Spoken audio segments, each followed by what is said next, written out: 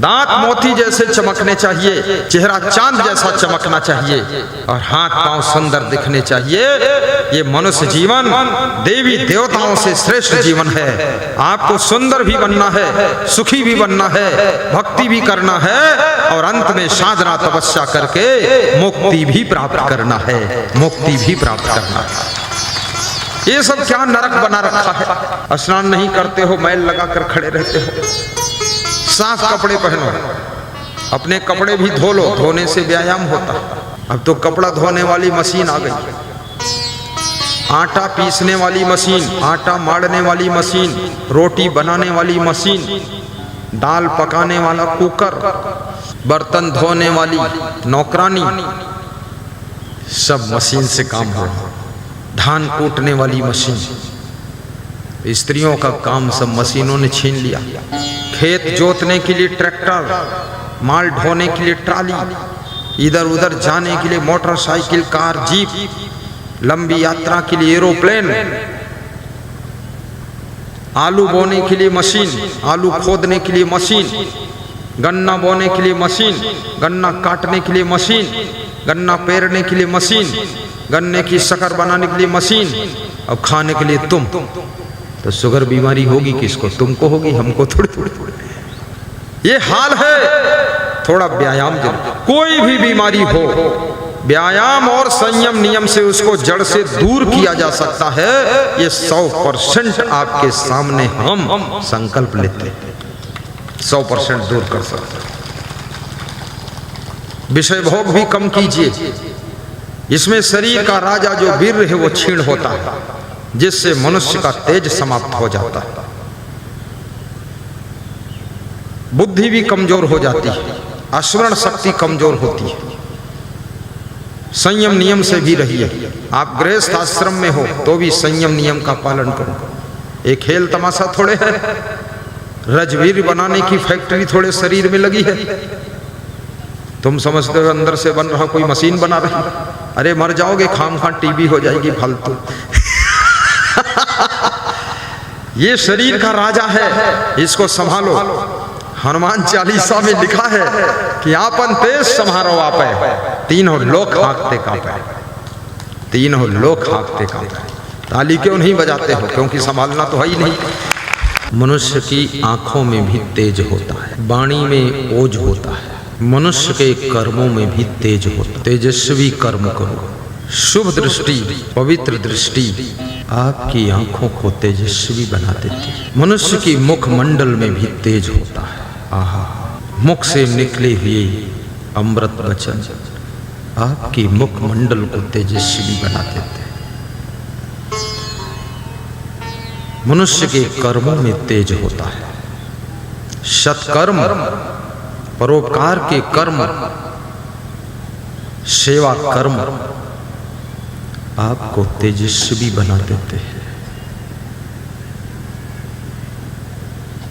शरीर आपका काला हो चाहे गोरा हो, भगवान राम और भगवान कृष्ण भी तो सांवले थे, लेकिन तेजस्वी थे। आपके गुण, आपकी कलाएं आपको तेजस्वी बनाती है। आपका संतोष, आपके मन में गम खाने की शक्ति आपको तपस्वी बनाती है। आपकी सहनशीलता आपको तपस्वी बना देती है। सहना भी सीखो। माँ बाप, सास ससुर, देवरानी जेठानी, भाई भाई, बहन कभी आपको कुछ बोल दे सुधार के लिए, आपके कल्याण के लिए कभी कठोर बोल दे, उसको सह लो तो तुम तपस्वी बन जाओगे। सासू का कठोर अनुशासन जो बहू सह लेती है पतोहू, वो पतोहू महान हो जाती है। गुरु का कड़ा अनुशासन जो शिष्य सह लेता है वो शिष्य महान बन जाता है। शिक्षक का अनुशासन जो विद्यार्थी सह लेता है वो विद्यार्थी भी एक दिन शिक्षक बन जाता है। और माँ की कड़ाई जो बेटी सह लेती है और सुधार करती है वो बेटी ससुराल में दुख नहीं पाती है। और जो माँ अपनी बेटी को लाडली बनाती है वो बेटी ससुराल में जाकर के बहुत दुख पाती है। कभी अपने बच्चों को लाडला मत बनाना, कभी शिष्य को भी लाडला मत बनाना, कभी बहू को भी लाडली मत बनाना। थोड़ा इनसे काम भी लिया करो। और अपने बेटे और बहू को कभी पैसे की थाह मत बताया करो। ये मत कहा करो कि अरे तुम जो मांगो वो ला कर दे दूंगा, पैसे कमी थोड़े है। इस तरह की भाषा बोलना बंद कर दो चंदन दास, अन्यथा बर्बाद हो जाओगे। फिर बेटा ऐसी ऐसी मांग रखेगा, बहू ऐसी ऐसी मांगे रखेगी, बस तुम बैल की तरह रात दिन कमाते रहो। फिर तुम्हारा नाम हम बैलदास रख देंगे। फिर 1 मिनट सत्संग के लिए टाइम नहीं बचेगा। नाधे जन्म गयो खसम बिन तेली को बैल भयो, बही बही मरो पचहु बिन स्वार्थ। नाधे जन्म गयो खसम बिन तेली को बैल भयो। शांति से थोड़ा बैठो भी, शांति से भक्ति भी करने का समय निकालो। अनावश्यक खर्चे बढ़ाने वाले लोग हमेशा दुख और चिंता के शिकार होते हैं। आवश्यकताओं को ना पूर्ण कर पाने वाले लोग भी दुखी और टेंशन में पड़ जाते हैं। इसलिए आवश्यकताओं को पूरा कीजिए, अनावश्यक खर्चे मत बढ़ाइए, इच्छाओं की दौड़ में दौड़ना बंद कर दीजिए, भोग विलास से तृप्ति की कल्पना हटा लीजिए। संतोष, सहनशीलता और पुरुषार्थ और सद्गुण सदाचार के पथ पर चलना प्रारंभ कीजिए। अपने बच्चों को अच्छे अच्छे संस्कार दीजिए। कितनी संपत्ति दे दो बच्चों को, ये सुखी नहीं हो सकते हैं। यदि बच्चों को आपने संस्कार दिया है तो आपके बच्चे संपत्ति तो स्वयं कमा लेंगे और सुखी हो जाएंगे। इसलिए संस्कार दीजिए। बच्चों को बैठना उठना सिखाइए, बातचीत करना सिखाइए, स्वागत करना सिखाइए, रिसीव करना सिखाइए। इंग्लिश मीडियम बच्चा पढ़ रहा है और यदि उसके सामने उसका पिता आ जाए तो नमस्कार नहीं करता है, रबड़ की तरह खड़ा है। अरे अंग्रेजी में ही बोल, गुड मॉर्निंग कर, कुछ तो बोल, कुछ नहीं करता है। हिंदू धर्म में जो प्रणाम करने की शैली है वो टाप की शैली है। चरण छूकर मस्तक में लगाना कि आपके चरण मेरे सिर पर है और आपका आचरण हमारे जीवन में है। हे पिताजी, हे माताजी, हे गुरुदेव, हे सब देवों के देव महादेव, हे मेरे बड़े भ्राता, आपकी कृपा है। बोलना तो सीखो, बोलना आता नहीं है। नारी को भी कभी अपने पति से कहना चाहिए कि सब आपकी कृपा है, आपकी कृपा से हम सुखी हैं, गुरुदेव का आशीर्वाद है। कभी अपने पति को धन्यवाद देकर तो देखो, तुम्हारा पति कितना खुश हो जाएगा, टेंशन मुक्त हो जाएगा। हर नारी अपने पति के पास में शिकायतों का पुलिंदा रख देती है। ये ठीक नहीं, वो ठीक नहीं, ये ठीक नहीं, वो ठीक। अरे कुछ ठीक है कि नहीं ठीक है? तेरा पति तो ठीक है ना। अब ऐसे देखा जाए तो तेरा कान नहीं ठीक, तेरी नाक नहीं ठीक, तेरे बाल नहीं ठीक है, तेरी खोपड़ी नहीं ठीक है, बवाल फालतू। हाँ, कमी देखी जाए तो किसमें कमी नहीं। धन्यवाद भी दीजिए अपने पति को, कभी अपनी पत्नी को भी धन्यवाद दीजिए। आपकी पत्नी का रंग आप मत देखिए कि सांवली है, गोरी है, चेहरा सुंदर है, कम सुंदर है। अरे इससे चेहरे को क्या करोगे, चाटोगे? कुछ लोग चाटते भी हैं चेहरा। है बहुत मेहरा लोग है, मेहरकुल्ला, चेहरा चाट लेता है। अरे उसमें इतना पसीना वसीना, उसको क्यों चाटते? ये हीरो हीरोइन तो एक दूसरे की नाक चाटते हैं। मैंने देखा इनको चाटते हुए फोटो में, और होंठ चाटते, मुंह चाटते। लगता है ये पूर्व जन्म के गधे थे क्या, मुंह में मुंह मिलाते हैं। फालतू उसका मुंह क्यों चाटते हो? ये कौन प्रेम करने का ढंग है? यही प्रेम है? गधे जैसा मुंह में मुंह रगड़ते हो।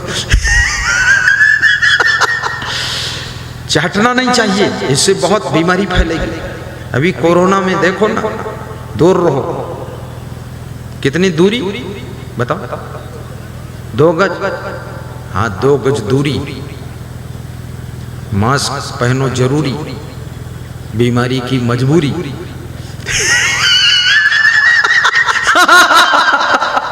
हाँ, सब झंझट फालतू। वो मुंह चाटता है, उसमें 1 गज भी दूरी नहीं है। अरे 1 चावल भर दूरी नहीं, चाट लिया तो जुड़ गया जाकर। कितना बैधा है, कहता मैं पढ़ा लिखा हूँ, अंग्रेजी में बोलता। अरे मत बना फिल्म, निकल हट, दूर हट। ये चाटना सिखाता पूरी दुनिया को। ये तो भैंस वैंस सब चाटते रहते एक दूसरे को। फालतू काम करते। भैंस पड़वा को चाटती है, पड़वा अपनी भैंस को चाटता है। ये भैंस वाला काम करते यहाँ मनुष्य होकर चाटा चूटी मचाते हो, पूरी दुनिया को चाटना सिखाते हो। खूब हंसो। हाँ, मूर्खों के लिए हंसना ही पड़ेगा।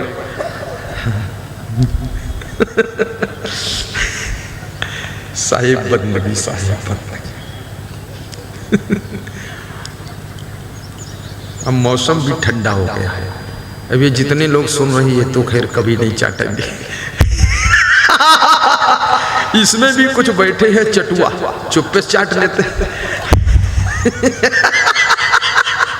अब मत चाटना। किसी का गाल वाल भी चूमना नहीं चाहिए। उसको क्यों चूमते हो? उसके गाल में लार थूक लगा देते, तो मुंह धोना पड़ेगा।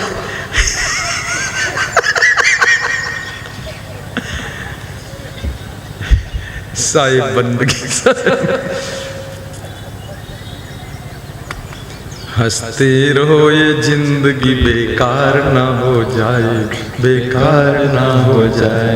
हंसते रहो ये जिंदगी बेकार ना हो जाए, बेकार ना हो जाए। सपने में किसी जीव का अपकार ना हो जाए, अपकार ना हो जाए। हंसते रहो ये जिंदगी बेकार ना हो जाए, बेकार ना हो जाए। सपने में किसी जीव का अपकार ना हो जाए, अपकार ना हो जाए। सपने में किसी जीव का अपकार ना हो जाए, अपकार ना हो जाए। हंसते रहो ये जिंदगी बेकार ना हो जाए, बेकार ना हो जाए। हंसते रहो ये जिंदगी बेकार ना हो जाए, बेकार ना हो जाए। बोलिए सद्गुरुदेव की जय। साहिब बंदगी।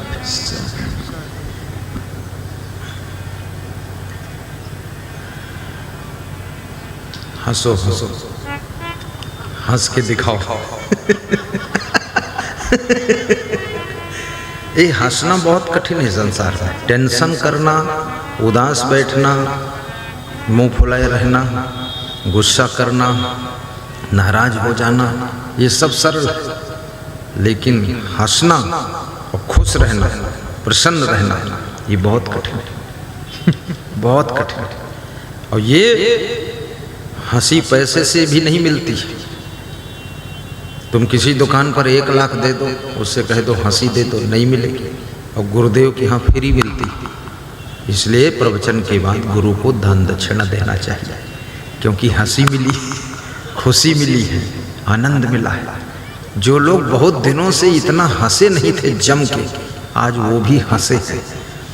और जितना तुम गुरु के प्रेम में फंसोगे उतने ज़्यादा हंसोगे, और जितना दुनिया में फंसोगे फिर कभी नहीं हंसोगे। दुनियादारी में फंसोगे, हंसी बंद बस। इसलिए शराब से अगर मुक्त हो गए तो हंसी शुभारंभ हो जाएगी।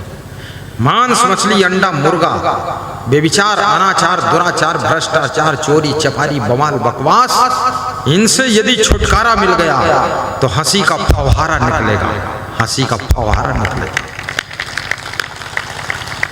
जितनी बुराइयां हैं, जितने दुर्गुण हैं, सब तुम्हारी खुशी को हर लेते हैं, प्रसन्नता को हर लेते हैं।